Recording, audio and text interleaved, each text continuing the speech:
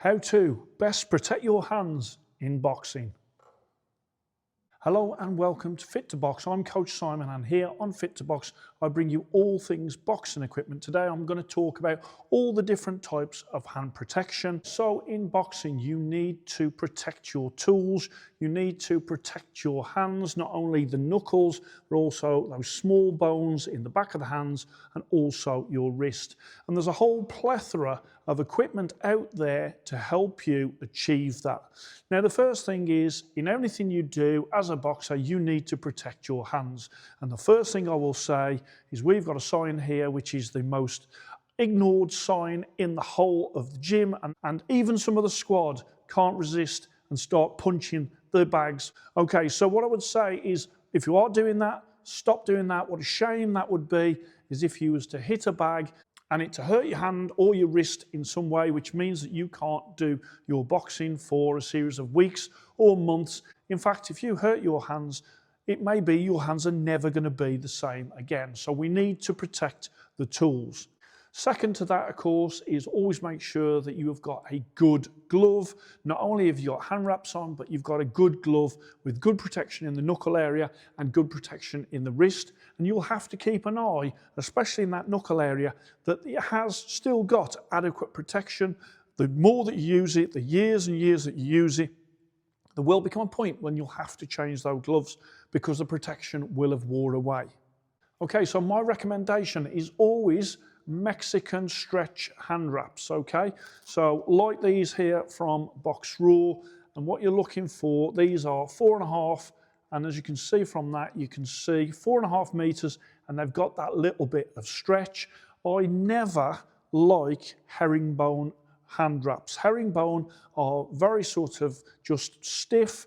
There's hardly any stretch in them, and so I would always say, if you want a more comfortable hand wrap, a hand wrap that's going to stay in place, then go for the stretch Mexican hand wraps.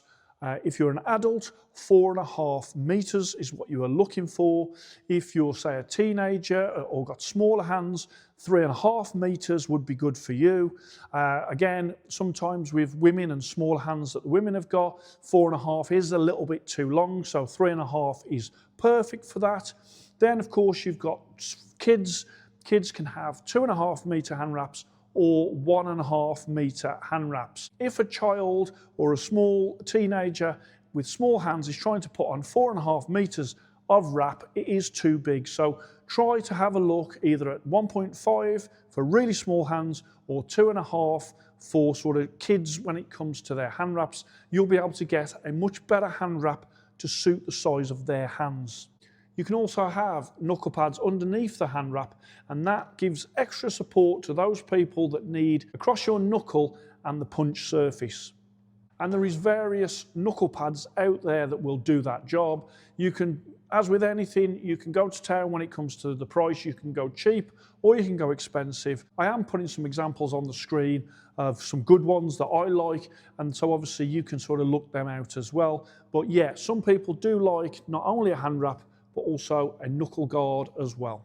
And then you get these specific hand wrap systems like Fortress, like used to be Bandax. I'm not even sure if Bandax are still around. They are probably the closest thing that you can get to a full professional wrap, which of course is done with gauze and tape.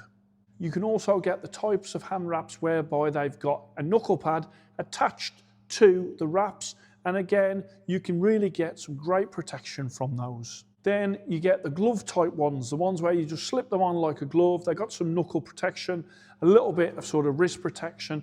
These, I would say, are less sort of protective than if you've got a proper full hand wrap and a knuckle guard.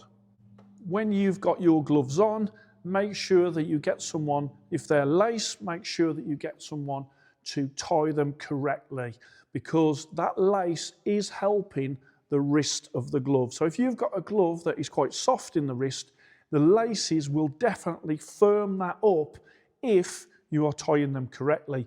If you're tying them incorrectly, you can lead to obviously wrist injuries and flexion of the wrists when you're punching, and you don't want that. On top of those correctly done laces, you can have extra wrist support by way of something like Empire Pro Tape.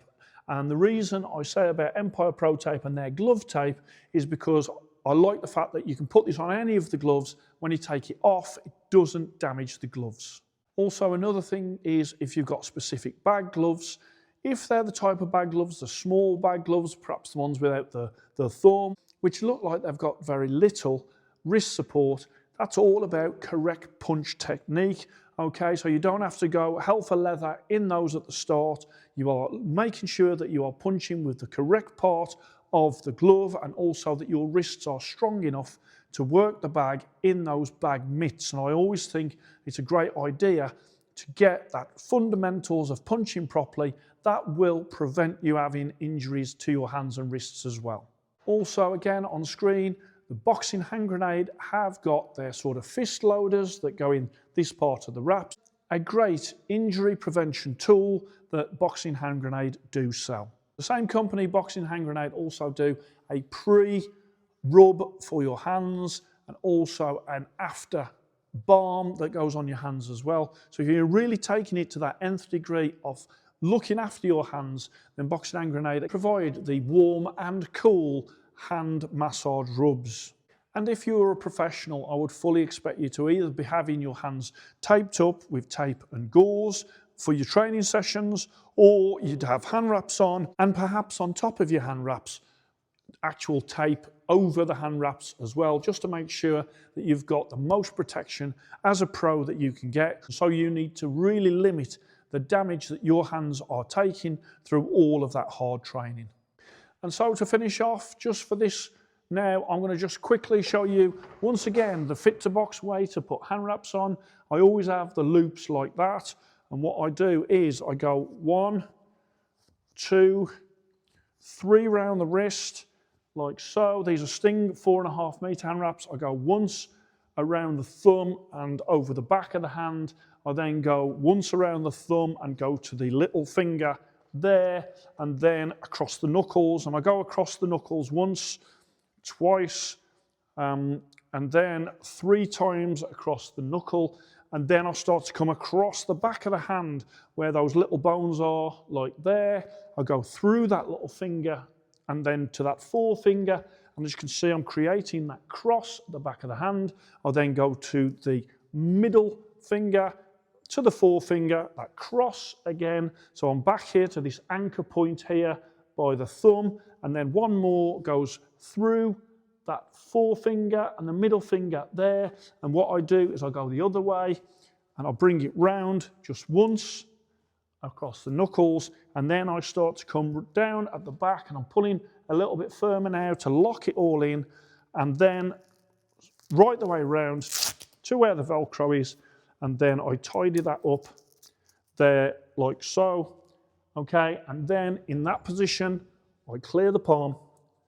Okay, and I also pinch to give you an extra little grip bar in there. And as you can see from that, you've got a really good hand wrap, and it doesn't take very long to do. Obviously, you just replicate that on this hand as well. And then in there as well, what you can do is you can include a knuckle pad in there, and very, very easily, I've got some videos on my channel, you can have a knuckle guard in there. But in terms of your normal 4.5 hand wrap, that's how I've done mine. I've done them like that for years, and these wraps, as well as that way of doing it, is perfectly acceptable in amateur boxing or in your gym.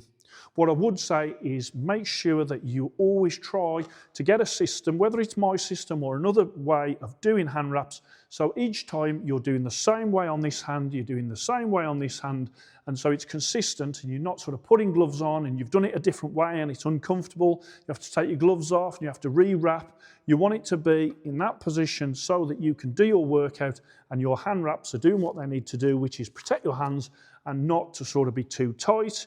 You have to splay the fingers while you're actually wrapping them.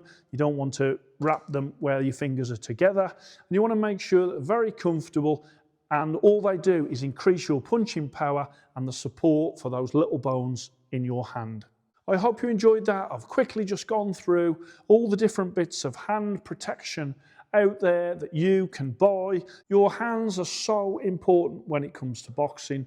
I would say don't get punching anything outside of the boxing gym. You have people and they lose their temper and they punch a wall. I've never known the hand to do well against a wall. And this video is all about protecting the hands to make sure that you have got a long career when it comes to boxing. Nothing worse when you hear about someone who can't carry on in the boxing because of their hands. And I think a lot of that in the past has been down to poor education around hand wrapping. I have been hand wrapping like this for years, and my hands have been really solid, really protected in those years. And what it means is you can do round after round of boxing training in comfort, but also knowing that your hands are safe and secure with the protection that you are using. I hope you've enjoyed that. Please like and subscribe to Fit to Box, and I shall speak to you soon.